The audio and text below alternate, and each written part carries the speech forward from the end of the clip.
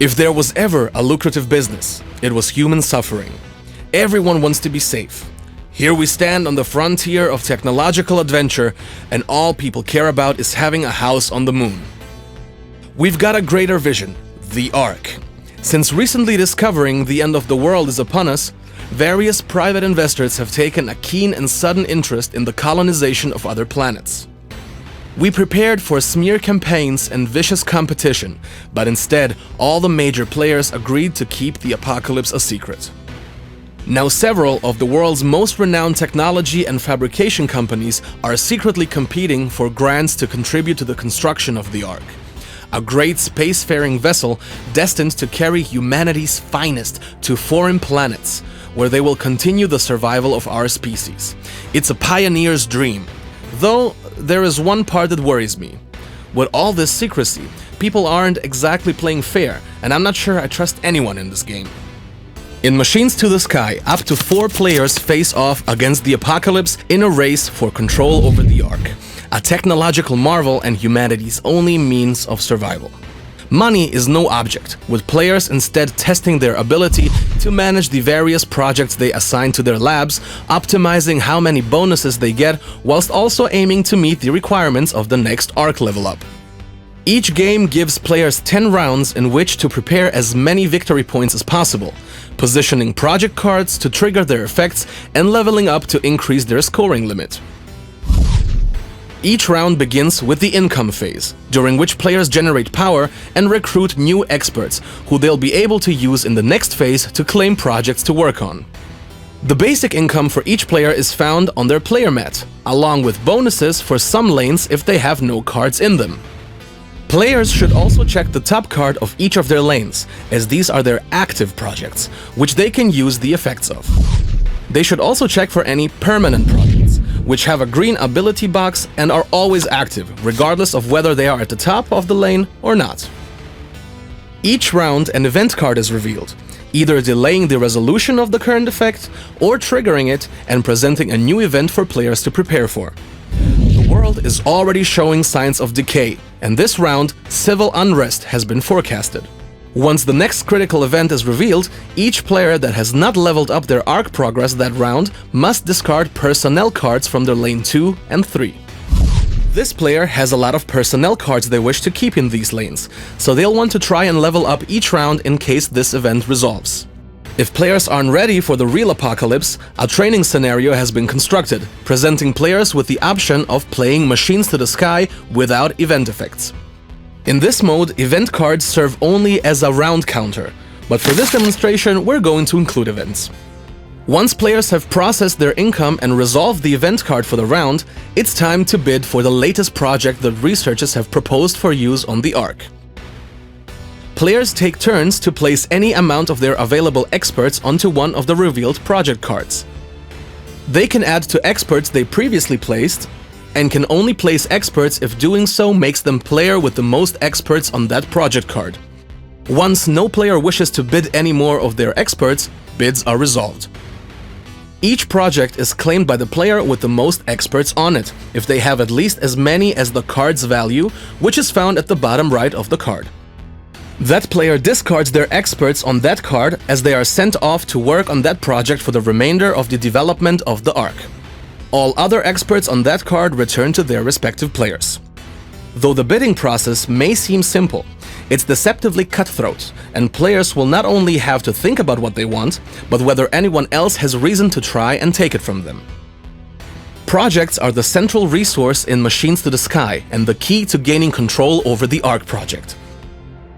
Project cards are placed onto the player mat at the top of one of the 4 lanes, where they will be considered active until they are no longer the top card. Active projects can provide the player with resources, victory points, or triggered effects. Once the bidding phase has resolved, players will be able to allocate their newly claimed projects to the 4 lanes on their player mat. The lanes of the standard player mat have 3 different scoring types. In lane 4, all victory points are ignored. Lanes 3 and 2 combined can only grant up to as many victory points as the maximum indicated by the player's current level on the Ark progress track. All victory points in lane 1 are valid. Projects can only be initially placed onto lanes of a number no lower than the value found at the bottom right of the project card. To optimize the arrangement of their projects, player will need to use the Advance action.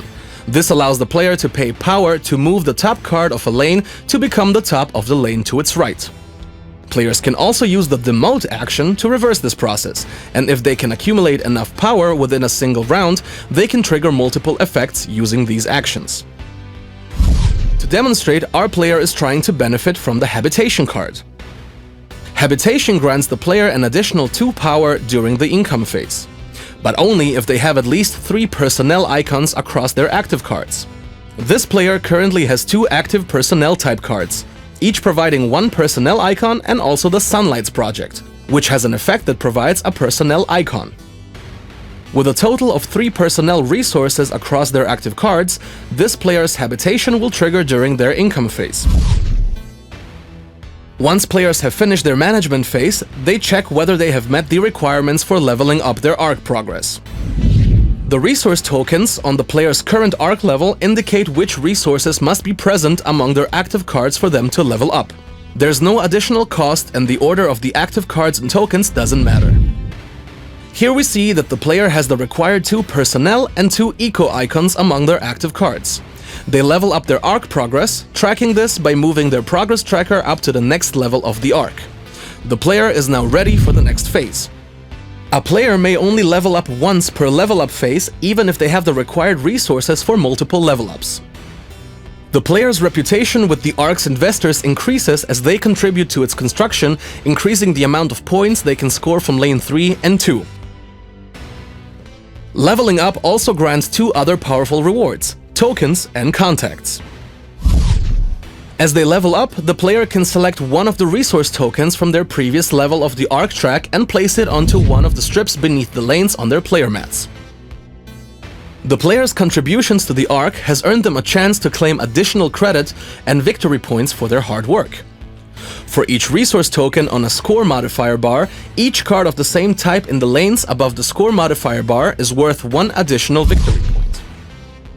At the point of taking a resource token, the player can choose to flip it, converting it into a single boost token. The token will remain in this state until the player chooses to exchange it either for 3 power or 3 experts. This gives the player a significant advantage when bidding or allows them to carry power between rounds.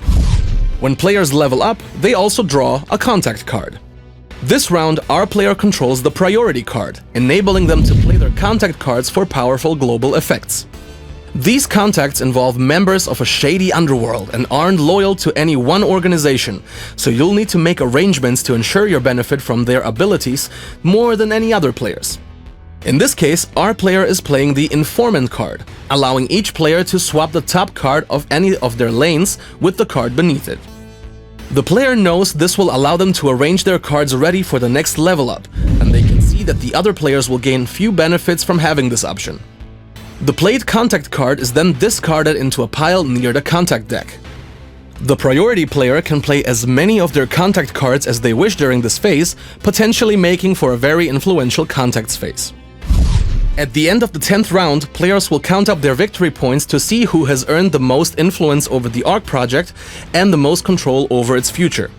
Our player first counts the victory points they earned from cards in lane 3 and 2, then they count the points earned from the score bonus tokens affecting their lanes 2 and 3. Then they repeat these 2 steps for lane 1.